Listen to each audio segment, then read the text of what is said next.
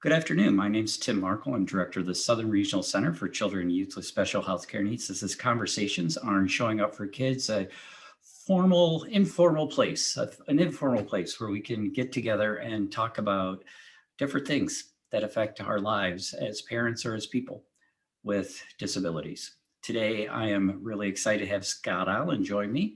But first, I want to let people know that this is not a medical show. This is not a therapeutic show. I am not a doctor. I am not a lawyer. I am not a counselor. We are just here having a conversation among people. Also to let you know that because we are recording, please refrain from using any personal identifiable health information or personal information that you would not want out on the internet forever and ever and ever, because that's what happens with stuff out on the internet. So today we have a program entitled In My Own Words. We are talking with Scott Allen. I know Scott as a fellow member of the board of directors of the Autism Society of South Central Wisconsin. Also with Autism Society of South Central, he facilitates the Adult Social Group. Also one of the founders of the Integral Conference, which I hope we'll have a chance to talk about a little bit later. He also has been leading an empowerment group at UW-Madison for students on the spectrum for 4 years. Finished he has a master's in counseling and is currently working at Westside Psychotherapy as a counselor, primarily working with adults on the spectrum, but not exclusively with adults on the spectrum. I've also known Scott for a few years and have enjoyed many good cups of coffees and lunches at the Hollander, and just really appreciate him as a friend and as a fellow worker through this life. So Scott, welcome. Glad you are here today. Thank you, and glad to be here. Thank you for the invitation. And yeah, looking forward to being able to talk about a wide range of deep and difficult issues, or at least to be able to plant some seeds about those ideas. So I know that a few years ago, we had you helped put on an event at the Waisman Center called In My Own Words, and in our own words, where you had a group of autism advocates who spoke about different issues. And there always seems to be different ideas churning up and different things going on. So what's currently within your sight? So right now, and this has been true for me for the past several years, I have become, professionally more ingrained within the questions of the adult autism community in particular. And there are so many of those issues that connect to what it means to grow up on the autism spectrum. That, of course, means thinking about childhood and how that leads to adulthood. What effects does that have? And within considering these and other questions, what I have been seeing and what I've been largely motivated by over the past few years is this recognition that there are communication barriers, cultural barriers, other kinds of splits within the autism community. And when I say the autism community, I refer to both a general autism community, which is all of the stakeholders, and a specific autism community, which is those of us who are actually on the autism spectrum ourselves, whether diagnosed or undiagnosed. And then that general community is all of the other, non-autistic parents, professionals, researchers, support people, everybody that has something to do with what it means for people on the autism spectrum to exist in our society, to be raised as children, to find supports at various times of our lives. And what I've been seeing and what motivated me to work on the Integral Conference as I have, and I'll touch on that later, is seeing that, hey, these divisions exist and it doesn't seem like they would have to. It seems like there's a lot of really great communication, feedback, cross-pollination, whatever you want to call it, that could be happening between these various groups, and it just doesn't seem to be occurring, or at least not on a large scale, not systematically. And what I have gotten sort of a sharper, more crystallized view of over the past several years is that there are these deep and unacknowledged divisions, often unacknowledged, I should say. There are many people who've been trying to call them out, both within and between the general and specific autism communities. And in particular, there is this division between adults on the autism spectrum and basically the rest of that general autism community. And what I've observed is that autistic adults have the most experience and wisdom about what it means to live a life on the autism spectrum, and yet they are not regularly or systematically sought for that wisdom. Non-autistic parents and professionals mostly do not make a concerted effort to seek or benefit from the life experience of autistic adults. And I don't want to trivialize that. I know that there are efforts to do that, and I really appreciate those efforts. There's often been some really great things within our community here in Madison that have happened because of that. But it's not yet at that systemic level. It's not at that built into the system kind of expression that I think it needs to be. So we're working at it. We're making gradual progress in some ways. And the connections that exist are really important, but I really want to see that expanded. And, having seen that this is not necessarily, at that systemic level yet, I had to ask myself both, why is that? And what can be done about it? And what I've been, coming to the conclusion about, at least for my own understanding, is that divisions like this exist because the way in which autism used to be defined did not include a large fraction of the people who are recognized as autistic today. The system that we have in place now was built around that older narrative. And yet today, because of the diagnostic expansion of who is included under the label of autism, there's this large proportion of adults on the spectrum who do not match that older narrative. And in fact, who deeply challenge that older narrative in many ways. And yet the system as a whole continues to promote that older narrative, even simply through its structure, which may or may not be anybody's fault. And I know that there are a lot of great people who have recognized that and are trying to change it, but it's still a problem. And the adult autism community has recognized that as a problem for about 20 years now. And I think that in many ways is an indication of the inertia that's been built into this larger system that we as individuals don't necessarily have any direct control or influence over, regardless of what, part of that general community we belong to. And overall, that's a problem because it has led to artificial divisions within both the general and specific autism communities, that at best, those divisions are accidents of history. At worst, in some ways, some groups, some parts of our system are maybe engineered and avoidable political splits, arguably, built around wedge issues. And autistic adults are almost always on the losing end of those political calculations because we are in the minority, and with some exceptions, we are not the ones who built, maintain, or derive status from that system. There's no inherent natural reason for these divisions to exist. So for example, there's the division between many autistic adults and parents of autistic children. And it's not an absolute split, but there are like large factions built around this. And there are legitimate grievances by adults on that spectrum against the way in which the system, as created and supported by many parents and some researchers, has attempted to define them as pathological historically.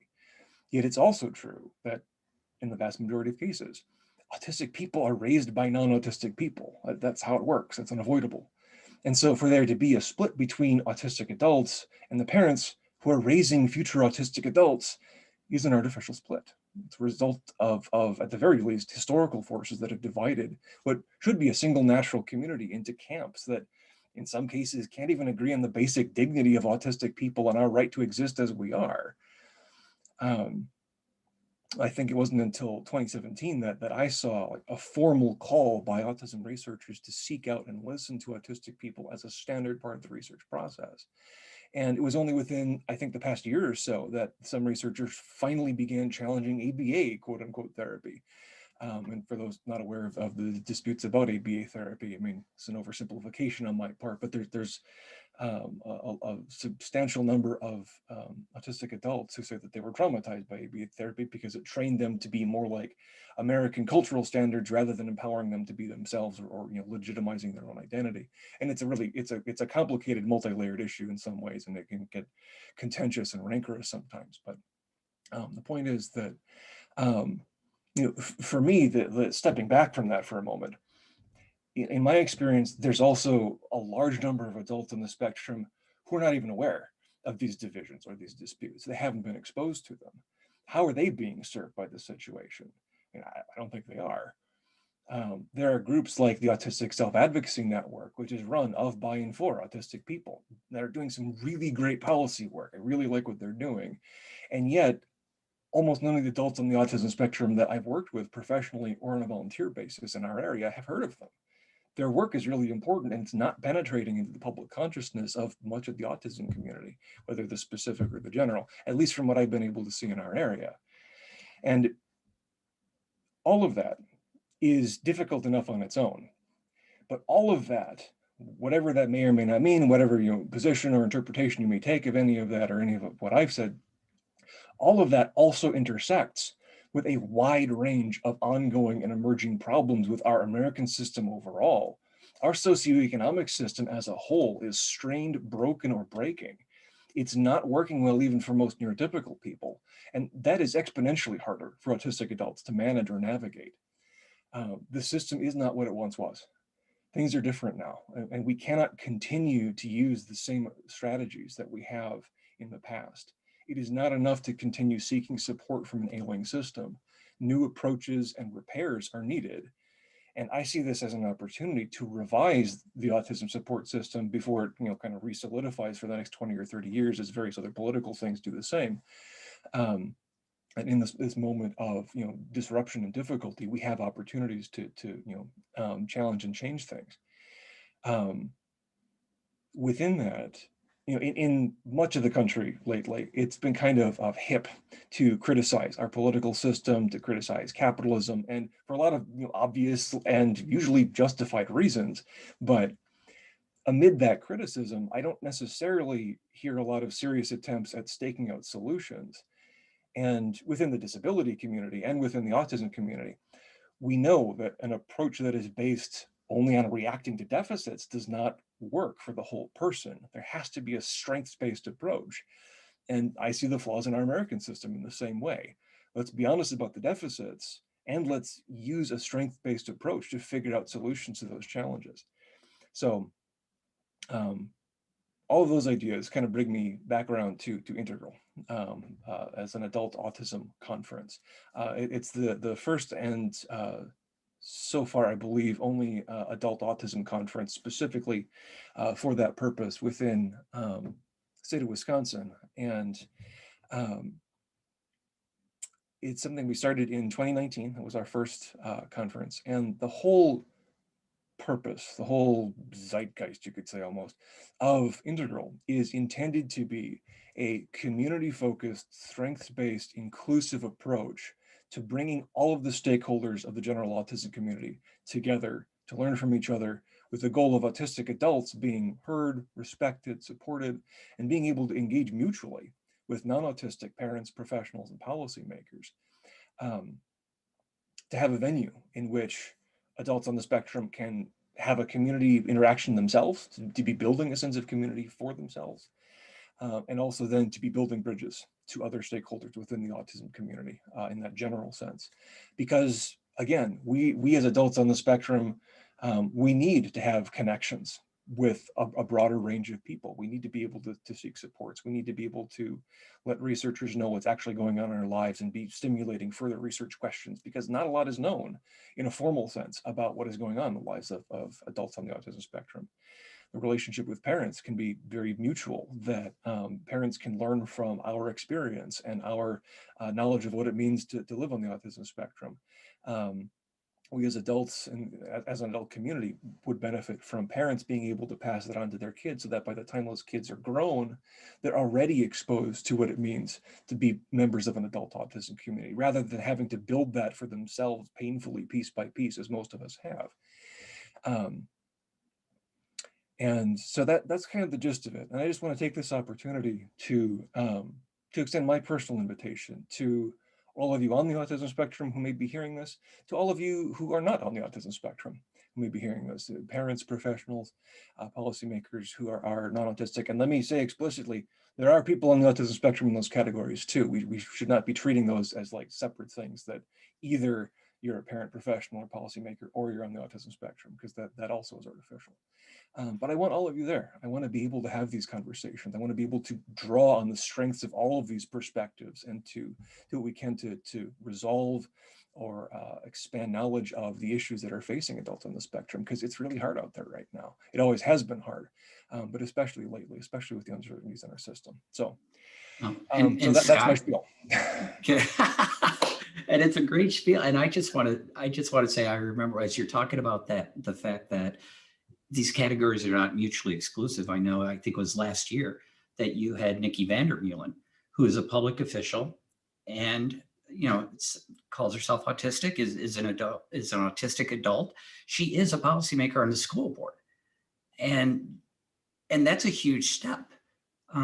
But the thing is there's nothing that's in the role of public official that excludes anybody with autism from serving in it. They are not mutually exclusive at all. So I'm excited that you had Nikki last year. Do you know who your keynote is going to be for this year? Do we have that down yet or not? I don't want to jump the gun. We do. We are still working on the marketing for that. So I'm going to hold off for now. Okay. We do have another adult on the autism spectrum lined up to be our keynote. But I think one of the things that's really important that you've really clarified is that, I know sometimes we could see a conference put forth by, let's say, adults on the spectrum and think that it's exclusively for adults on the spectrum. What I hear you saying as an integral is for everybody to learn from the adults on the spectrum. Yeah. Is that a better categorization of it?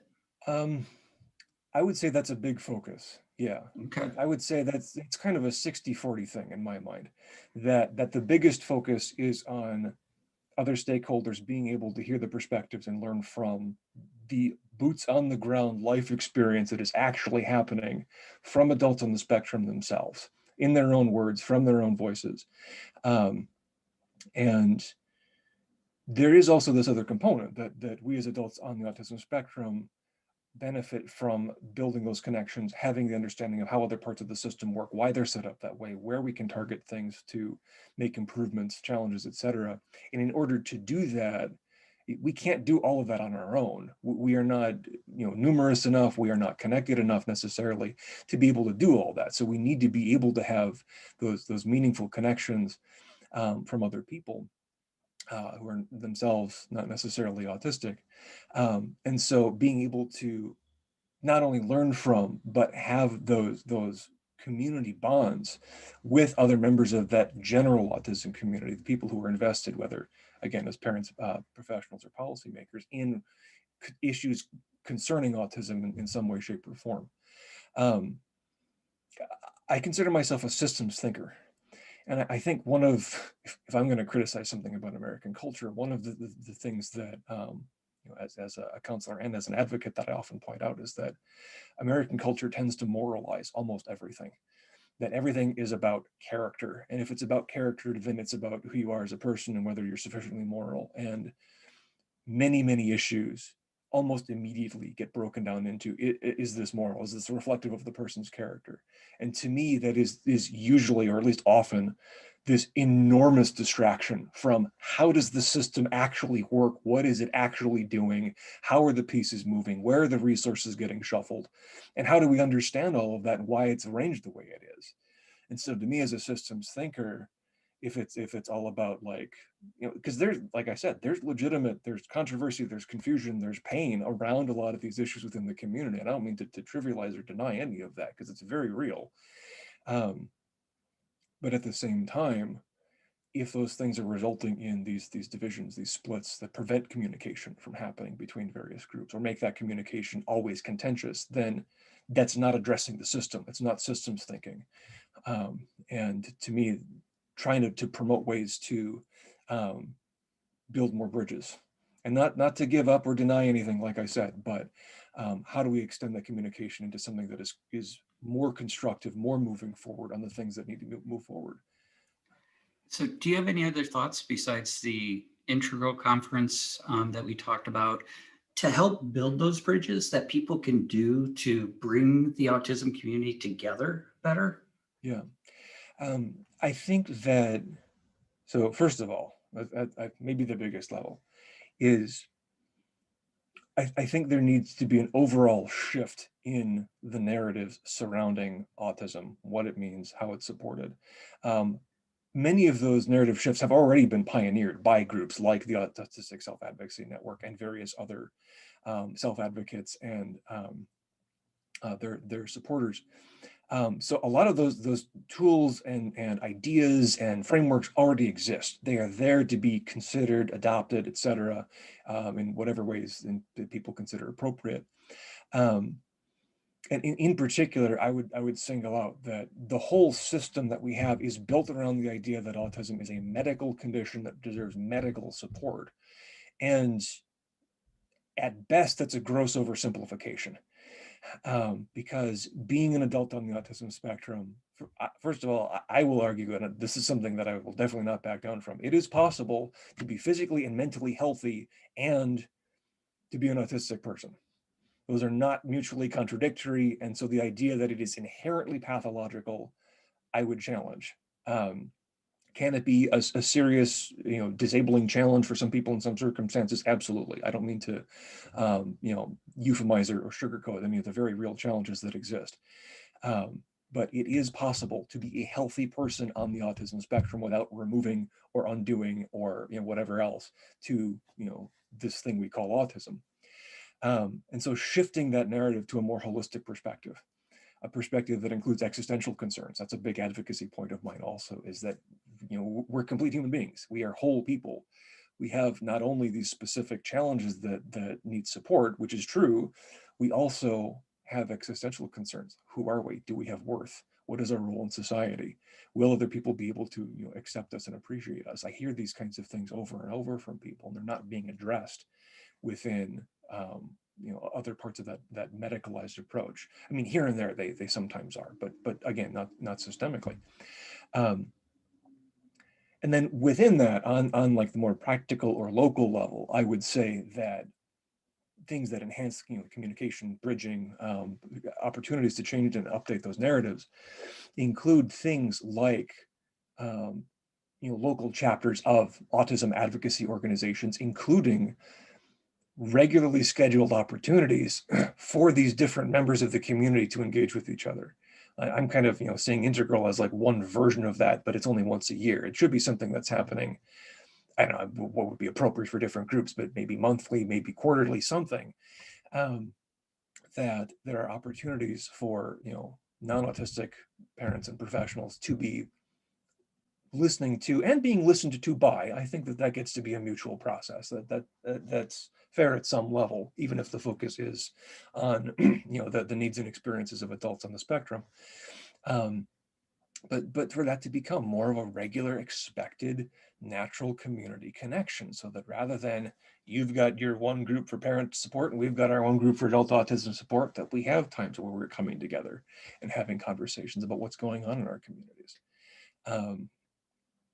And any other venues that encourage or permit that facilitate that kind of thing, whether that's through online chat groups, whether that's through other like regularly scheduled annual events, any other kind of thing that is encouraging those conversations to happen and encouraging adults on the autism spectrum to be seen as valued members of their community who have something to share, and who get to be fully plugged into those systems rather than off on the side. I think there is something to be said for being able to have adult groups that are hands-off, that are able to be something where it can be whatever they want it to be and without interference at some level.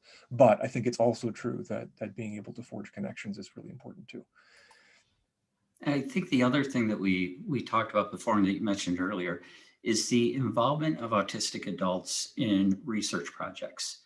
That what is being studied and how it's being studied is not, it's not okay that it's always decided by someone who has no contact with the autistic world. Is why don't, we should be having more autistic adults in the what should be studied, what is important to the autistic community instead of just what is important to the researchers, what matters to the people on the spectrum. Do you see a shift in that occurring at all? I do. I've been heartened by that. Over the past couple of years, I have seen more and more indications of researchers reaching out to adult on the spectrum for their input in various capacities. Sometimes that is on specific research projects. Sometimes that has been in setting certain research priorities, things like that. So I am seeing kind of incremental improvement on that front. I really appreciate all the researchers who are doing that, and all of those that are kind of are aware of the issue and are supportive of that move, regardless of whether they're personally involved or not. And as with all of these things, again, I don't mean to moralize, because to me, that's one of those things that I'm a critic of, is let's not necessarily moralize the system. Let's talk about how we can make this work. Let's practicalize it. And part of that is having adults on the spectrum being more and more in a position to not only provide consultation on individual research projects or programs, but also to set some of those research priorities more and more, to identify, like, okay, what is going on in our lives? What would we benefit from knowing about or having more understanding of on any number of specific issues? And there's always going to be, room for multiple kinds of things within that. I'm a believer of being able to have more diversity rather than narrowly defining any one initiative, but being able to have more of a voice and a role for us on the autism spectrum to say, hey, we care about certain things. We get to decide what our own ambitions and preferences and so forth are, and we deserve to have that reflected. Nothing about us without us. I mean, that's the mantra that I and so many others, whether in the autism community or the disability community, live by. One of the things that makes me think about is I was just able to hear a presentation by Peter Vermeulen out of Belgium, and now I'm name dropping. I've never met Peter. I was part of a large group that got to see him present, but he gave a breakdown of a systematic review of randomly controlled study trials and what they were looking at around autism for like the past 10, 15 years. What was striking, two things struck him and two things strike me as well. Number one, there was a solid third that you really couldn't tell what the goal was. What were they trying to do to improve or change, or it wasn't clear what the goal of the study actually was. The other thing is that a really, really tiny part of the study of autism has been around how to improve the quality of life for people on the autism spectrum. What matters to them? A lot of it has been to, well, how can we fix them? How can we decrease the symptoms? How can we decrease the behaviors? Instead of how can we increase the happiness? How can we increase the joy? How can we increase the belongingness? Because we know that as human beings, the happier we are, the more we belong, the more our safety needs are met, well, the less stress we're going to be, and the better off our life is going to be. So I just thought it was really striking that a lot of the past research has been on how do we mitigate autism instead of how do we embrace and celebrate autism. Yeah. And I'm going to call it out explicitly that a large fraction of that research also has been about quote unquote curing autism, trying to figure out some genetic or other means of essentially making sure that people like myself and other adults on the autism spectrum no longer come into existence, which is fundamentally dehumanizing. I don't know that there's much other than direct aggression that one can say that would undermine the humanity of another person. And again, that comes from that medicalized approach of this is neurologically different. It's the neurological differences are a challenge, therefore it must be a disease or disorder state, as opposed to this must be something that has like a difficulty being compatible with the way that the system is built right now. And I always point out that although the neurology is real, there are these cultural factors that create or exacerbate many of the difficulties faced by us as adults on the autism spectrum. That there are a huge number of things that society looks at us and says, oh, well, you're struggling to keep up with these standards, therefore you are flawed, as opposed to saying, are those standards adequate? Are the standards themselves reasonable, rational? Who are they serving and why? Who is benefiting from a particular standard? And where do those standards come from? Why were they put into place to begin with? Is that the only way to arrange things? And of course, we know they're not, because when we look at cultures around the world, there are many ways of arranging social relationships, social norms. Things like eye contact are not, the same in every culture. So saying, let's train them to make eye contact in the American way, and that will treat their symptoms, like, no, that's training in cultural behavior, which may or may not have value to the individual, depending on, how they want to use it or not. But it's not the same thing as treating a pathology. Totally. This is why I love talking to you, is you get me moving, man. It's like, oh my gosh. So this is, I love this, but I don't want to monopolize the conversations. I know that we do have people that have joined us. And as a reminder, we are being recorded. So please do not like loose with any personal identifiable health information, but you are more than welcome to unmute and ask Scott a question. You are welcome to put any questions or comments in the chat, and I will be more than happy to read them off for you, because we do want this to be a dialogue. And I know we have a wide variety of people who have joined us today.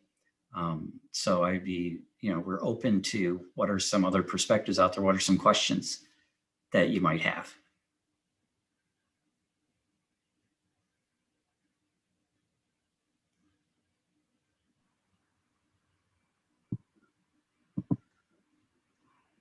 I'll jump in if nobody will.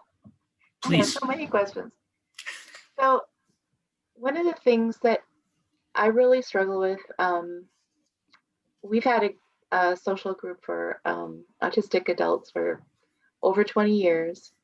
And we see this happen really frequently, where a newly diagnosed adult who has more, let's say, more skills than most of the people in our group. They can drive, they're employed. They are recommended to come to our group by a therapist. They come in and they don't feel comfortable with people that they perceive to be more disabled than themselves. And so I think it's some kind of internalized ableism, but it's incredibly hurtful to my group, who are people I love and I'm protective of.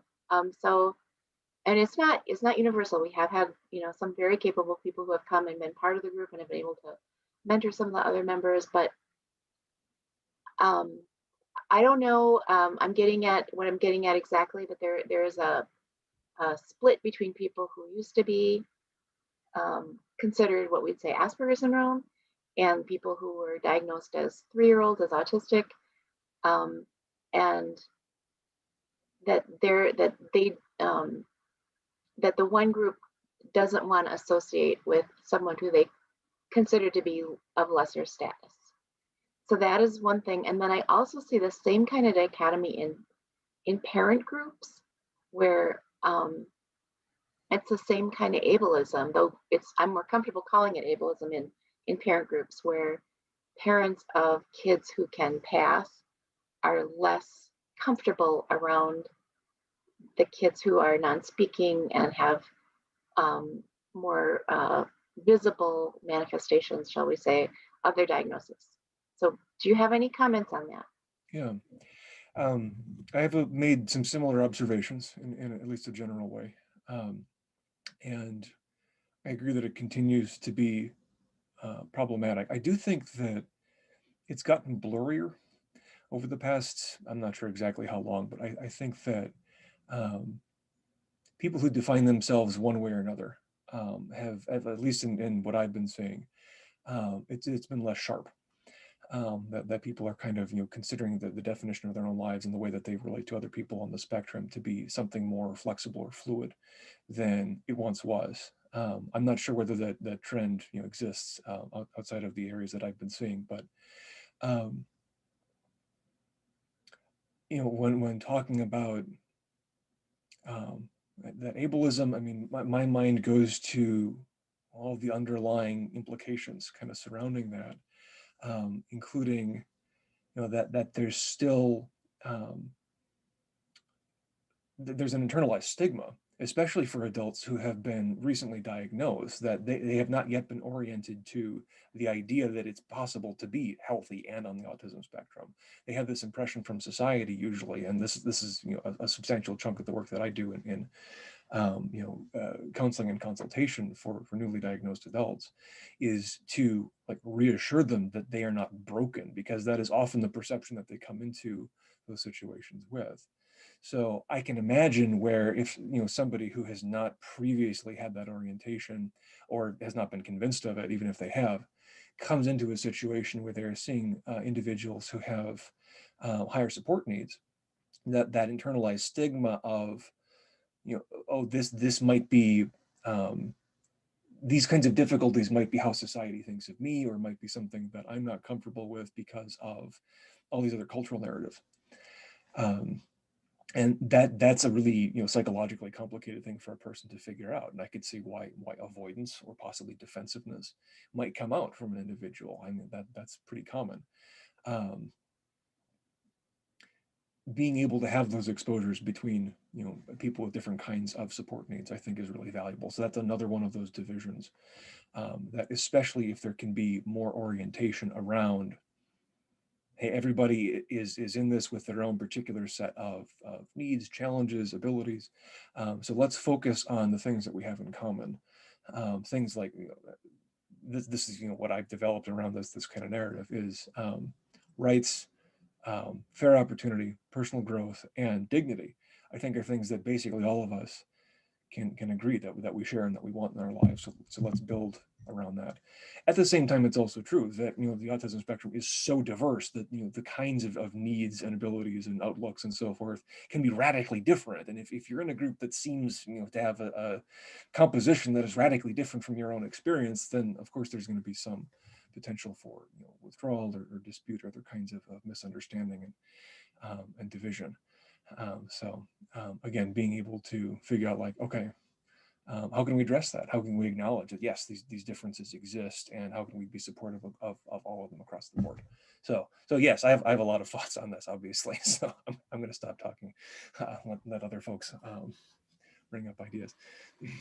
We do have a question in the chat for you.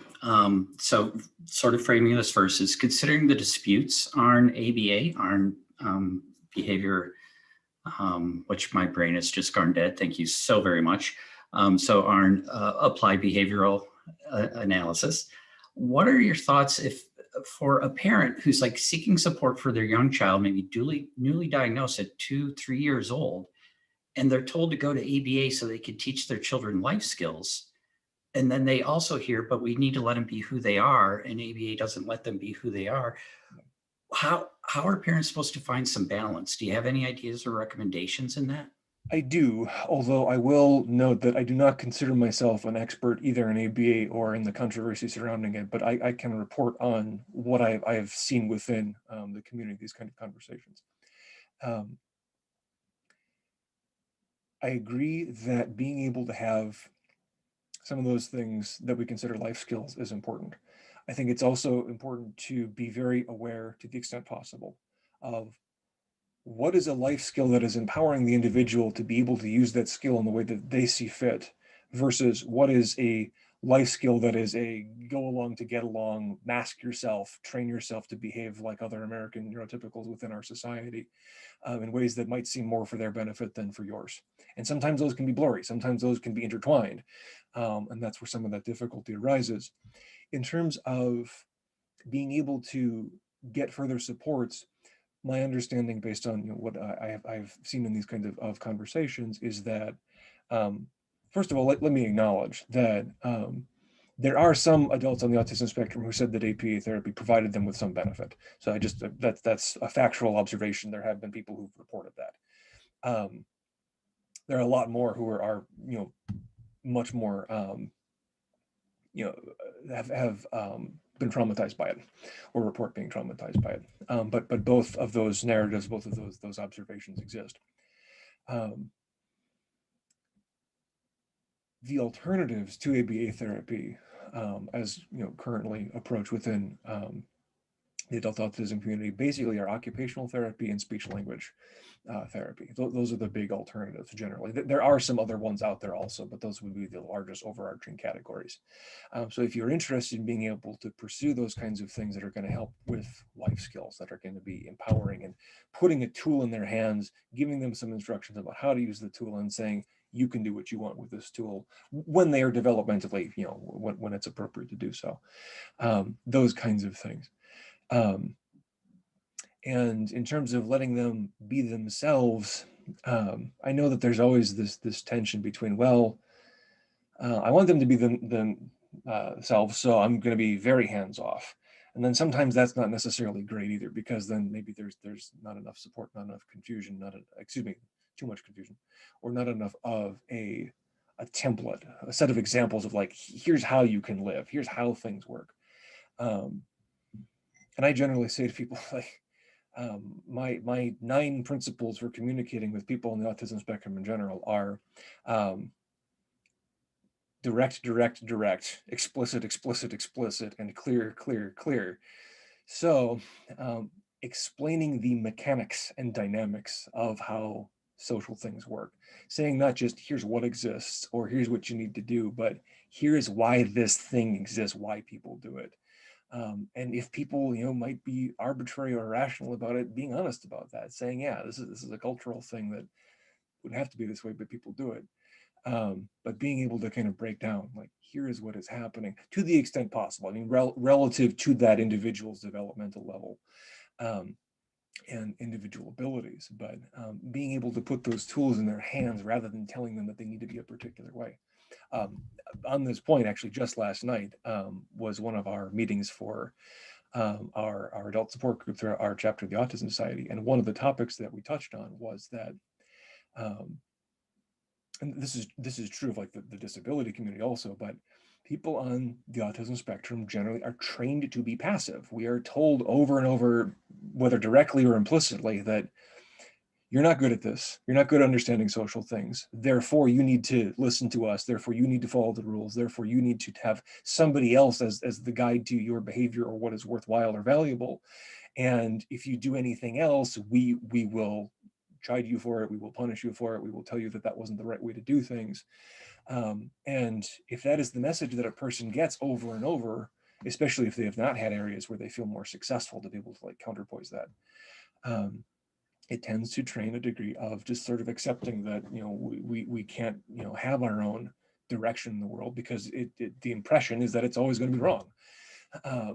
And being able to tell people, on the spectrum, ways to be able not just to be right according to some arbitrary social standard, but to have other kinds of values and wisdom for their own benefit, and to see themselves as having legitimacy, and then that legitimacy being a foundation for pursuing further practice within whatever kind of social environment that person happens to find themselves in. And obviously a lot of these things are huge oversimplifications. There's so many factors involved in these questions, but obviously we have to start somewhere. Excellent. We have time for one more comment, one more question, either in the chat, or if you want to unmute, I'll be able to see you unmute if you would like to close with if you have another question for Scott.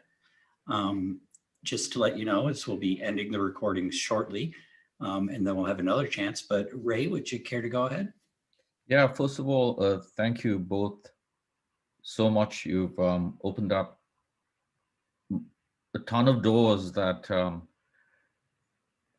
I have to go down, and I didn't know existed. My son is on the spectrum, and I moved here with my wife from New York to Madison, and just stepping into this world, and literally I've felt very alone till I just got on this call with you, and didn't know that almost anything you have just talked about it has existed. So if there's any possibility of me connecting with any of these organizations, I would really like to. The meaningful ones that are more close to me and my son, so that I can learn more. I do have a ton of questions, but it's too many to ask right now because I'm so new to this. And I really appreciate this. I'm so grateful to learn of what both of you have just spoken about. Thank you. And I appreciate hearing that from you, and I'm more than happy to be able to connect with you, to provide some of those resources. In fact, I am going to put in the chat some links to some of the organizations and events that I have mentioned, including our local chapter of the Autism Society, South Central Wisconsin, as well as the Integral Conference, which is hosted by that chapter. And I'm also going to include a link to the Autistic Self-Advocacy Network. Scott, in many of the things you mentioned in terms of, are the standards that are accepted as the norm, they need to be questioned. I'm so on board with that, and I'm would work very hard towards changing any perceptions with someone else, because even thinking about it alone is a little overwhelming. And having spoken to very directly to many people here, school principal, teachers, special needs teachers, and even the head of the I think special needs of the school board over here. I'm realizing that there's a massive gap between I think how I can say, as opposed to how I approach this world. Now I can say, actually say we for the first time. There's a massive gap, and I'd like to contribute towards other people, or with other people doing this, rather than sit here alone and just kind of have my head exploding a little bit. So thanks, and I won't say anymore. You are so welcome. This is very much what I'm here for. In large part, is to help, whether it's adults, whether it's parents, to orient to the range of these issues and the thinking that is out there. And I think if I could say one thing above all else, it is that, and I think this is true of many kinds of people, but in particular here, that given the sheer diversity and complexity of ways of experiencing or expressing what we call autism, the single most important thing, I think, is to see everybody as individuals, and to not say that a single diagnostic standard or a single program or a single whatever is going to be adequate for understanding or approaching. That you have to see that individual as a person who has a unique and complicated combination of characteristics that needs to have a customized approach. So how many lenses, how many layers can we identify to be able to use as tools to interpret their situation? Not how do we have one overarching framework for everybody, but how do we pull from different kinds of frameworks for different people at different times? It's so hard to do that, because even close family members don't understand that. They like to categorize. It's easy for me to say my son, but everyone with little cartoonish descriptions. And I keep trying to say, he is one extremely complex, massively lovable, funny. But anyway, it's a whole. I think I'm preaching to the choir, and I would like to learn more before I can. Yeah. So thank you for these links.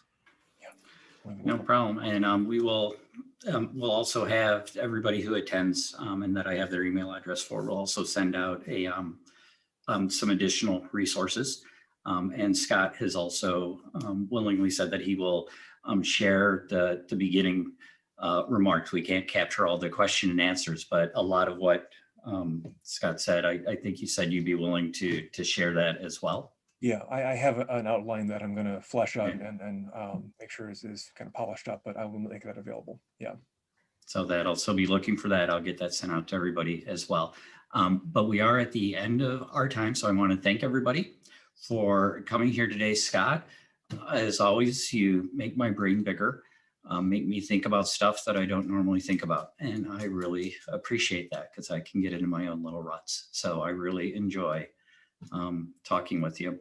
If everybody would like to hang on, I'm just going to stop the recording. And then if there's anything else people would like to say off tape, totally would understand that. So thank you all for being here.